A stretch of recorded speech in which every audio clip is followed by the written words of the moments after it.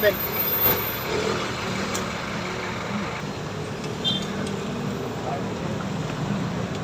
Hey, what's up mga ka-idol? It's another day, another food trip gala na naman ang pinuntahan natin. And we're back. Back tayo sa street kasi nakailang vlog na tayo sa labas. So ngayon, back to tayo sa street foods kasi pinakita tayong street foods dito na one of my favorite kasi isa yan sa mga lagi kong kinakain yung pritong atay. So nakakita tayo dito sa may Barangay Pasiano. Malapit lang siya sa may Perpetual Health. So halika, tikman natin. Tara. Ayan, ito, meron sila dito breaded na ano to, isaw ng manok, no? Isaw ng manok. So 5 pesos lang to mga ka-idol. Tapos meron din sila dito pritong atay. So ayan, ito yung isa sa favorite ko.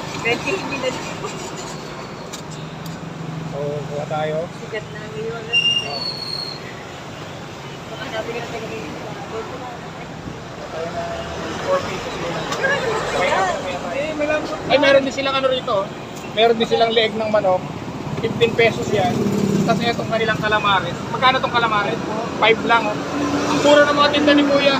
5 pesos lang yung kanyang isaw at ay saka yung kanyang calamares. Tapos 15 pesos yung kanyang breaded na leg. May proben pa.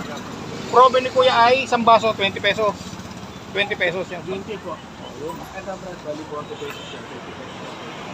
Try natin itong atay.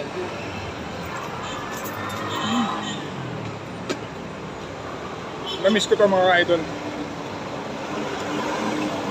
Ang tagal natin hindi nag-street foods. Tapos ganito yung matitikman mo street foods. Wow. Kaya, anong oras ka nagsisimula dito? Alas 8 ng umaga? Hanggang ano oras? Alas 4? Grabe. Ay di tinudumog ka ng tao dito. Mamaya-maya. Bago nalipat naman po ako ng checkpoint. Talipat-lipat ka. After mo dito, hanggang anong oras ka dito? 4 PM, tapos lipat ka ng checkpoint. Mga anong oras ka na doon? Hanggang 8. So ito rin dito. So napunta mo, ang laki oh, 5 pesos lang.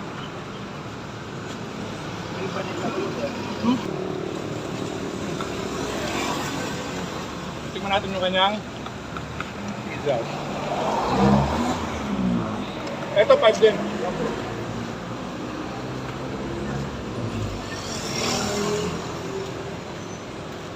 Crunchy. Tapos ang ganda sa kanya, walang aftertaste yung isaw ng manok niya.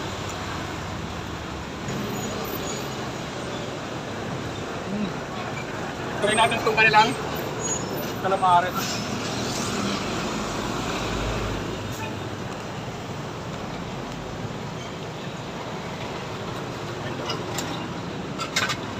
Calamares mga idol, 5 pesos lang din.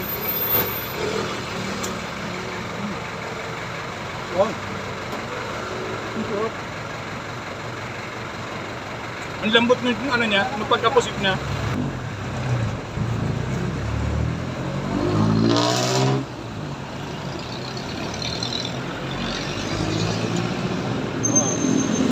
What is guys?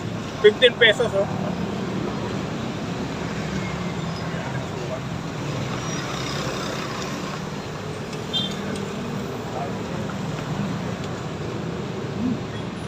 Ganda ng pagkakaluto.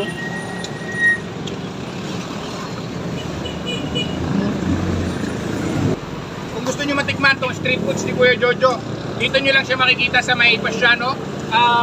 Kabilang karsada lang siya ng Perpetual Health tsaka Dali. So nandito siya hanggang 4 PM. Then after ng 4 PM, lilipat siya sa may checkpoint hanggang 8 PM. Saan sa checkpoint ka na pwesto? May Nissan. So yun, nandun din siya sa may Nissan hanggang 8 PM. Makikita nyo siya.